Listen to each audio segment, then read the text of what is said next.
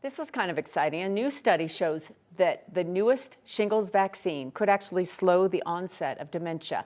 So our medical expert, Dr. Paul Coley, is here, and you're talking about just the newest version, as in how many years? Well, so it's interesting. There's two versions. One was the live vaccine that we used a few years ago, and the new version is the inactivated vaccine that we're using recently. So this study is actually based off of the live vaccine, but we also have data based on this new inactivated vaccine that it could reduce the risk of dementia.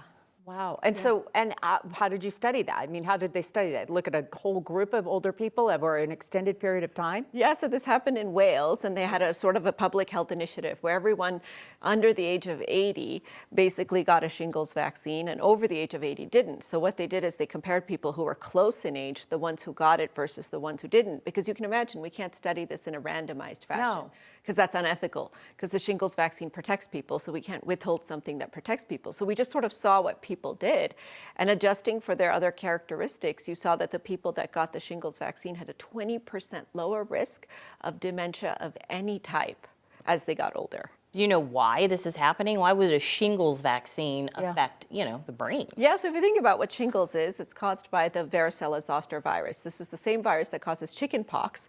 So if we got chicken pox as kids, it lives inside our body forever. And it sits and it lurks and it waits for your immune system to get weak as you get older, or something else happens, you get stressed, you have a bad day, and then your immune system turns down and the virus wakes up and causes shingles. So that's how shingles works. When you give somebody the vaccine, you actually prevent reactivation of the virus, which is thought to be one of the mechanisms by which that inflammation in the brain could be causing dementia. Possibly also that shingles vaccine virus activating could be causing gunk in the brain to accumulate that is linked to Alzheimer's, protein accumulation that could cause Alzheimer's. Wow. So often we hear about those proteins in the brain and Alzheimer's and dementia and everything like that. So who should be getting the shingles vaccine? I know it's also one of those vaccines, what comes in 2 doses? 2 doses, okay. And they're given 2 to 6 months apart.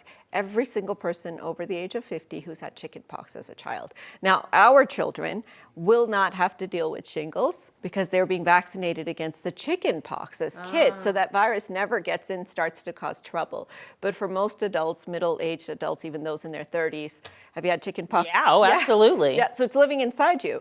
So as soon as you turn 50, and we're using 50 as sort of a surrogate marker, but for anyone who has a suppressed immune system, they have HIV, they have cancer, where the virus could wake up, it's really important to protect yourself, because this is one of the few things that we think you can do to reduce your risk of developing dementia.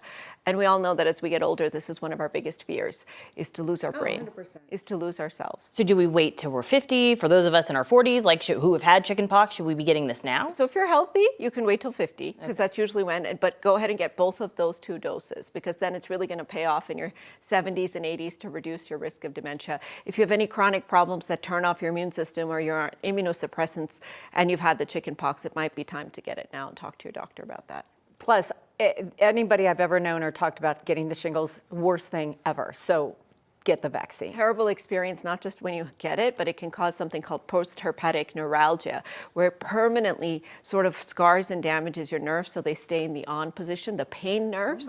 So long after the rash is gone, you can have really, really severe pain. So this is not something you want to mess with. If you get it in your eye, you can have blindness and such. So you want to be really careful. Now, what's interesting is that it worked for the varicella vaccine, but other sorts of viruses like influenza that don't get into the brain, vaccinating against those didn't protect against dementia. So we think it's the fact that this virus gets into our brain and our nervous system is why it's so protective.